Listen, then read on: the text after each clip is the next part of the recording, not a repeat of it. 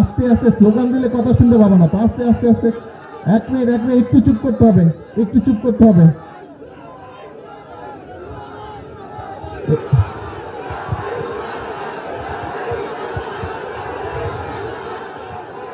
তো দুলাভাইকে কথা বলতে না দিলে তো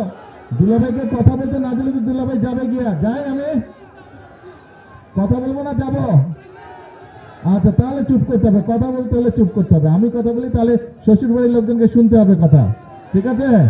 আচ্ছা ঠিক আছে।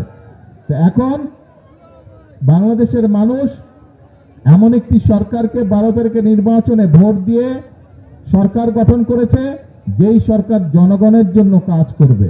কারণ আমাদের একমাত্র জবাবদিহিতা হচ্ছে এই দেশের মানুষের কাছে, এই দেশের জনগণের কাছে।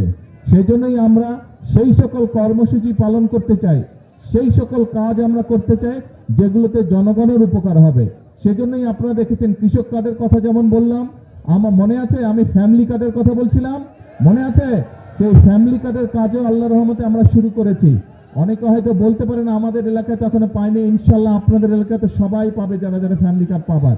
একটু সময় লাগবে, কিন্তু আমরা চেষ্টা করবো ইনশাল্লাহ আগামী 5 বছরে সারা দেশের নারীদেরকে, মাদের কাছে এই ফ্যামিলি কার্ড পৌঁছে দিবার।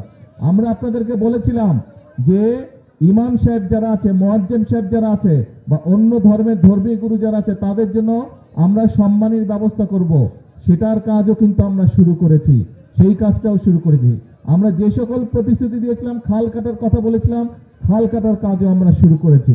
কাজেই এখন আমাদের কাজ হচ্ছে কথা কম কাজ বেশি, এখন কাজ হচ্ছে দেশ গড়ার কাজ করতে হবে। আপনারা দেখছেন ওপেন মিডিয়া সেল।